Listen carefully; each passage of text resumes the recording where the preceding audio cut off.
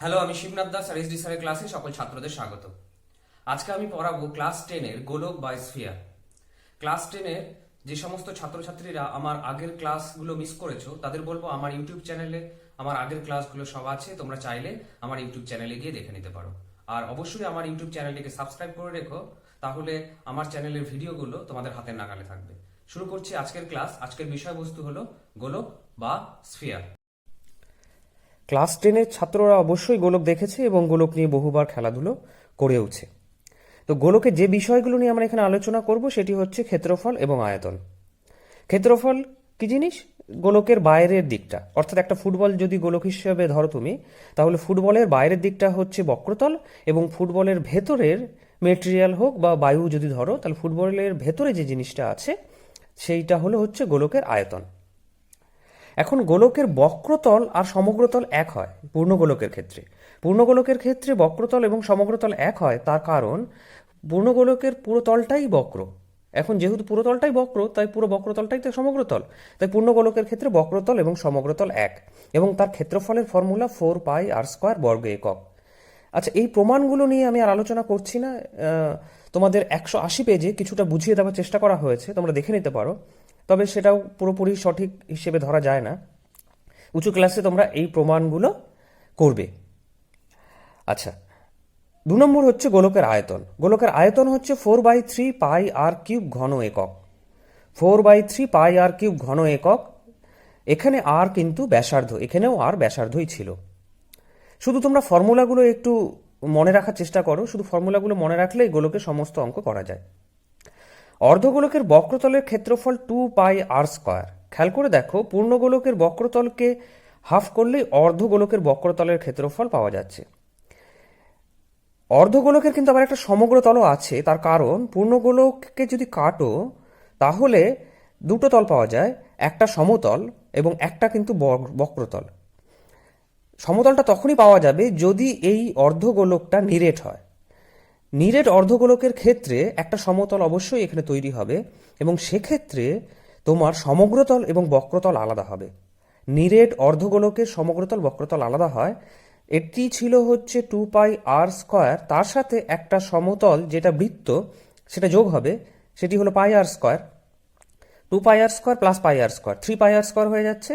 তাই নিরেট অর্ধগোলক, খেয়াল করার বিষয়, নিরেট অর্ধগোলকের সমগ্রতলের ক্ষেত্রফল 3πr²। এখানে কিন্তু বক্রতল আর বলা যাচ্ছে না, কারণ এখানে একটা সমতলও ঢুকে আছে আর একটা বক্রতলও ঢুকে আছে। আর অর্ধগোলকের বক্রতল বললে তখন কিন্তু 2πr²। অর্ধগোলকের আয়তনের ফর্মুলা 2/3πr³ ঘন একক, যেটি গোলকের আয়তনের অর্ধেক। ঠিক আছে, অর্ধগোলকের আয়তন পূর্ণগোলকের আয়তনের অর্ধেক। তাই এটা 4/3πr³ ঘন একক ছিল, এটা 2/3πr³ ঘন একক হয়ে গেল। ফাঁপা গোলকের যে পরিমাণ পদার্থ থাকে তার আয়তন। এখানে দেখো একটা ছবি দেওয়া আছে, এইটা হচ্ছে একটা গোলক, তার ভেতরের জায়গাটা হচ্ছে ফাঁকা। তা ফাঁকা জায়গাটাও তো গোলক। এখন আমি পুরো বাইরের গোলকটা থেকে যদি ভেতরের গোলকটা বাদ দিই, তাহলে এই যে জায়গাটা, যে পরিমাণ পদার্থ আছে পেয়ে যাব। সেটি হলো 4/3πR³ minus small r³। Capital আরটা কি? বাইরের দিকের ব্যাসার্ধ, আর স্মল আরটা কি? ভেতরের দিকের ব্যাসার্ধ। তাহলে ফাঁপা গোলকে যে পরিমাণ পদার্থ থাকে তার আয়তন কি দাঁড়ালো? 4/3πR³ মাইনাস স্মল r³ ঘন একক, যেখানে ক্যাপিটাল আর বহির্ব্যাসার্ধ, স্মল আর হলো অন্তর্ব্যাসার্ধ। তোমরা যদি এই সম্পূর্ণ ফর্মুলা একটু শিখে নাও বা দেখে নাও, তাহলে গোলকের সমস্ত অঙ্ক আমরা করার মতো জায়গায় চলে যাব। তাহলে তোমরা প্রথমে ফর্মুলাগুলো আগে মেমোরাইজ করার চেষ্টা করো, তারপর আমরা এখন গোলকের কিছু অঙ্ক করে দেখাচ্ছি। এক্সারসাইজ 12-র 5 নম্বর অঙ্কটা দেখো। বলেছে কোনো গোলাকার গ্যাস বেলুন ফোলাবার সময়ে তার ব্যাসার্ধের দৈর্ঘ্য 7 সেমি থেকে 21 সেন্টিমিটার হলে বেলুনটির পূর্বের ও পরের সমগ্রতলের ক্ষেত্রফলের অনুপাত নির্ণয় করো। আমি সময় বাঁচানোর জন্য অঙ্কটাকে কিছুটা এগিয়ে রেখেছি।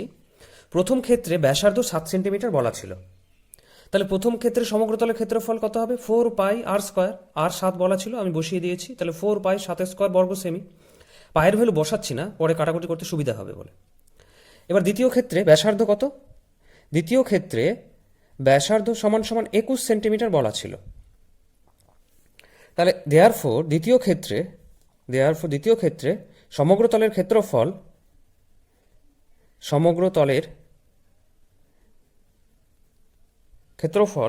সমান সমান 4π21 whole square.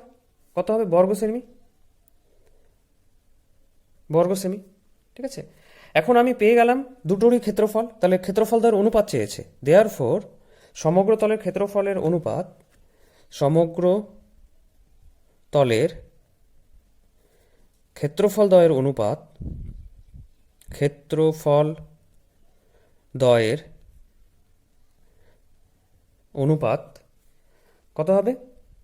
4πr² is to 4π21 এটা পূর্বের সাথে পরের বলেছিল, তাই আমি পূর্বের সাথে পরেরই করলাম। এই কারণেই পাইগুলো কাটিনি, এখানে কাটতে সুবিধা হবে। 4π কেটে গেল। আচ্ছা, এখানে 7 3 7 21, এটা কাটাকুটি করলে 1:9 আসে। তাহলে দেয়ারফর সমগ্র তলের ক্ষেত্রফলের অনুপাত হলো 1:9। 8 অঙ্কটা দেখো, বলেছে একটি নিরেট সীসার গোলকের ব্যাসের দৈর্ঘ্য 14 সেন্টিমিটার।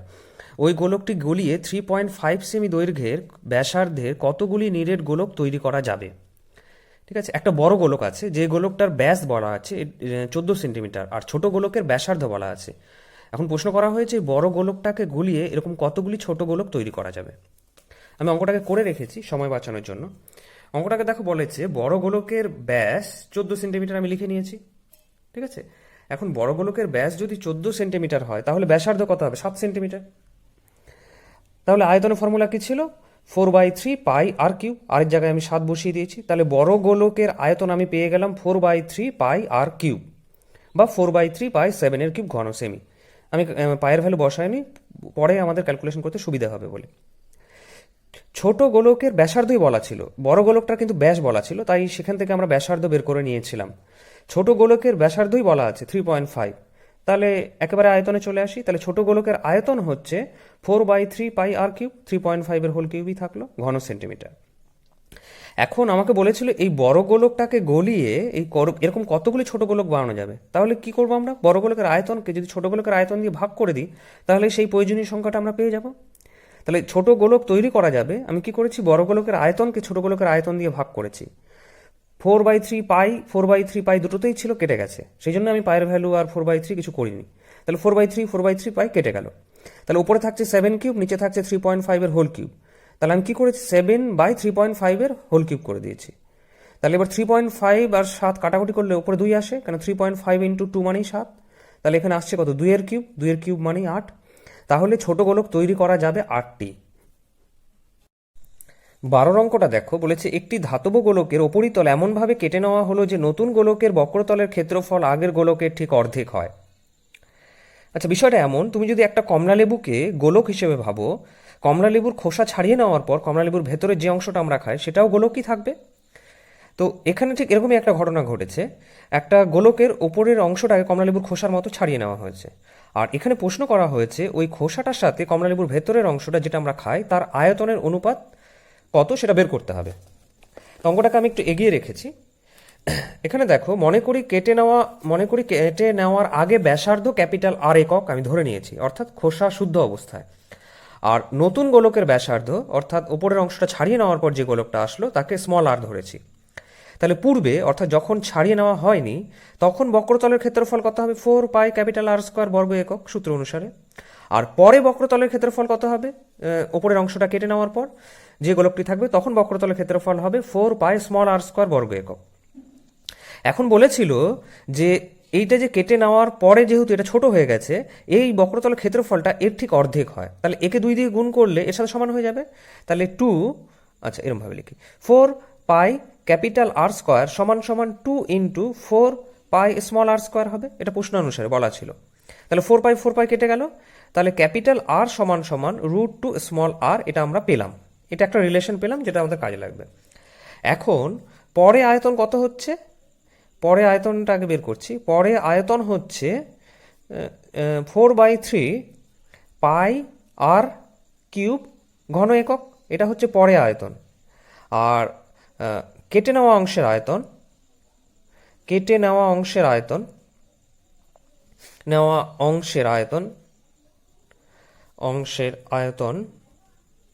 কত?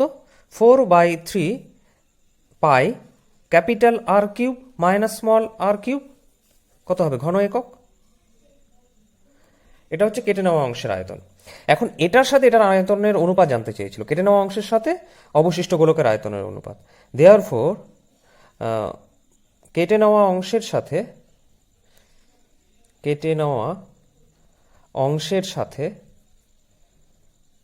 অবশিষ্ট গোলকের আয়তনের অনুপাত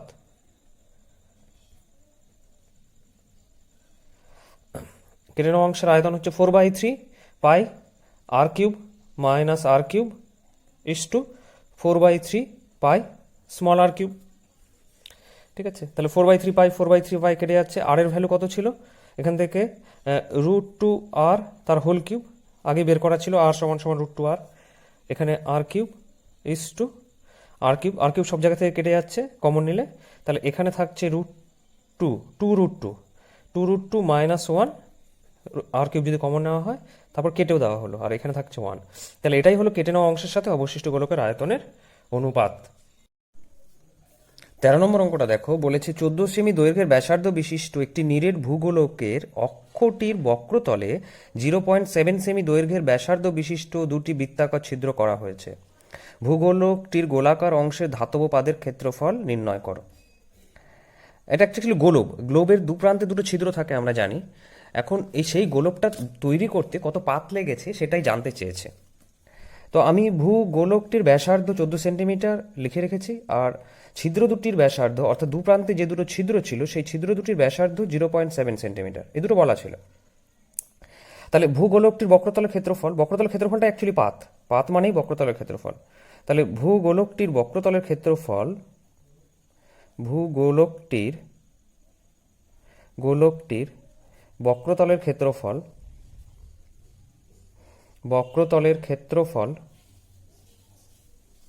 কত? 4 পাই আর স্কোয়ার, 4 পাই আর স্কোয়ার বর্গ সেমি।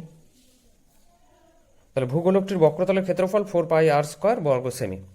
আচ্ছা, আর ছিদ্র দুটির ক্ষেত্রফল, ছিদ্র দুটি কিন্তু বৃত্ত হিসেবে ট্রিট করতে হবে তোমাকে। তাহলে ছিদ্র দুটির ক্ষেত্রফল, কেন ছিদ্র দুটি বৃত্তই, ছিদ্র দুটির ক্ষেত্রফল, দুটো বৃত্ত তার মানে 2 ইন্টু পাই আর স্কোয়ার, পাই আর কত এখানে 0.7 তার স্কোয়ার, এত বর্গ সেমি। ঠিক আছে, এখন বলেছে যে কত পাত লাগবে, এই ছিদ্র দুটো তাহলে বাদ দিলেই হয়ে যাবে। তাহলে দেয়ারফোর ধাতব পাতের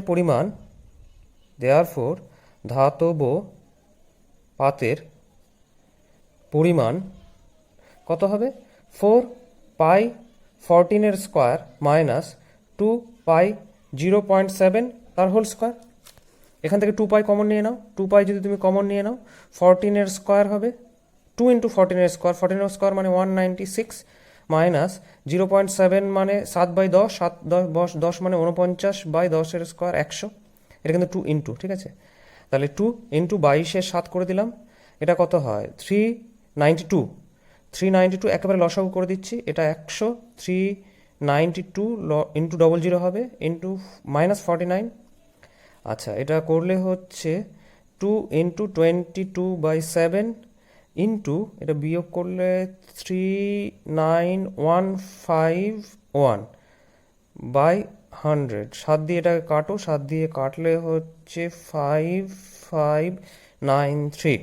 আচ্ছা, এই সবগুলো গুণ করলে আসবে হচ্ছে 246092 ডিভাইডেড বাই 100। তাহলে এটা করলে হচ্ছে 2460.92 বর্গ সেমি। এইটা হচ্ছে তোমার ধাতব পাতের পরিমাণ। 15 দাগের দুটো এমসিকিউ আমি আলোচনা করে দিচ্ছি, এই দুটো এমসিকিউকে খুব সহজে করা যায় বলে আমি আলোচনা করছি, বাদবাকি অঙ্কগুলো তোমরা পেরে যাবে। দুটি নিরেট গোলকের আয়তনের অনুপাত, খেয়াল রাখবে আয়তনের অনুপাত মানে হচ্ছে ব্যাসার্ধের ঘনের অনুপাত, তার কারণ 4/3 পাই কেটে যাবে। আর বক্রতলের ক্ষেত্রফল অনুপাত মানে হচ্ছে ব্যাসার্ধের বর্গের অনুপাত। তাহলে এটা যদি ঘনের অনুপাত হয় তাহলে ব্যাসার্ধের অনুপাত কত হবে? 1:2, কেন 1:2 এর ঘনের অনুপাত করলেই 1:8 হয়। তাহলে এখান থেকে তুমি পাচ্ছ ব্যাসার্ধের অনুপাত 1:2, তাহলে বক্রতলের ক্ষেত্রফলের অনুপাত আমি কি বললাম? বর্গের অনুপাত। তার মানে 1:2 এর থেকে যদি তুমি বর্গের অনুপাত বের করো তাহলে 1:4 হবে, তাহলে এটার আনসার হচ্ছে 1:4। এই অঙ্কটার ক্ষেত্রে দেখো ক্ষেত্রফলের অনুপাত বলা আছে, তার মানে এখানে বর্গের অনুপাত দেওয়া আছে। তাহলে এখান থেকে যদি তুমি ব্যাসার্ধের অনুপাত বের করো তাহলে 4:3 হবে, কেন 4 এর স্কোয়ার 16 হয়, 3 এর স্কোয়ার 9 হয়। তাহলে ব্যাসার্ধের অনুপাত 4:3, তাহলে আয়তনের অনুপাত কত হবে? ঘনের অনুপাত বলেছে, আয়তনের অনুপাত মানে হচ্ছে ঘনের অনুপাত। তাহলে 4 এর কিউব কত হবে? 64, আর 3 এর কিউব কত? 27। তাহলে 64:27 হচ্ছে আয়তনের অনুপাত। 16 দাগে 4 অঙ্কটা দেখো, একটি নিরেট গোলকের বক্রতলের ক্ষেত্রফল এস বলে দিয়েছে এবং আয়তন ভি বলে দিয়েছে। তোমাকে s³/v² মান বের করতে বলেছে। পায়ের মান না বসিয়ে, মানে পাই থাকবে। আচ্ছা, আমি মনে করছি গোলকটির ব্যাসার্ধ আর একক, তাহলে ক্ষেত্রফল কত হবে? তাহলে ক্ষেত্রফল সমান সমান এস বলে দিয়েছে, তাহলে ক্ষেত্রফল এস সমান সমান 4πr² বর্গ একক। আচ্ছা, আয়তন সমান সমান কত বলেছে? ভি সমান সমান কত? 4/3πr³ ঘন একক। দুটোর একক আলাদা, কিন্তু আমাদের শুধু s³/v² মান বের করতে বলেছে। আচ্ছা, তাহলে s³/v² সমান সমান s³ মানে কত? s³ মানে হচ্ছে 4³ আর r⁶, আর v³ মানে হচ্ছে 4³ না v², সরি, 4² 3² π² r⁶।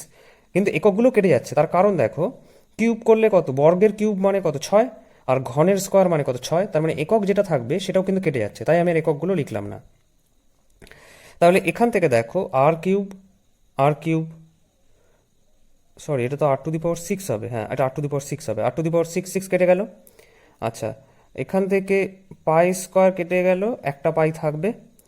আচ্ছা, এখান থেকে 4 একটা থাকবে, তাহলে 9, 4 9 36, তাহলে দিস ইজ ইকুয়াল টু 36 পাই। তাহলে আনসার হবে 36 পাই, এককবিহীন কোয়ান্টিটি হবে কিন্তু। কেন আরেকবার বলে দিচ্ছি, বর্গ ছিল, এটা বর্গ একক, বর্গের যদি কিউব করো তাহলে কত হবে? 6, আর এটা ঘন ছিল, ঘনের যদি স্কোয়ার করো 6, তাহলে যে এককটা থাকবে দুটোরই পাওয়ার 6 হবে এবং সেই দুটো কেটে যাবে। তাহলে এটা হচ্ছে আনসার। আজকের ক্লাস এখানেই শেষ হলো। কারো যদি কোথাও বুঝতে অসুবিধা হয়ে থাকে, আরেকবার বলছি, আমাকে ফোন করতে পারো, হোয়াটসঅ্যাপ করতে পারো, বা ইউটিউবের কমেন্ট সেকশনে কমেন্ট করতে পারো। আর আমার ইউটিউব চ্যানেলটিকে সাবস্ক্রাইব করে রেখো এবং বেল আইকনটিকে প্রেস করে রেখো পরবর্তী ভিডিওগুলো হাতের নাগালে রাখার জন্য। শেষ করছি আজকের ক্লাস, দেখা হবে পরবর্তী ভিডিওতে।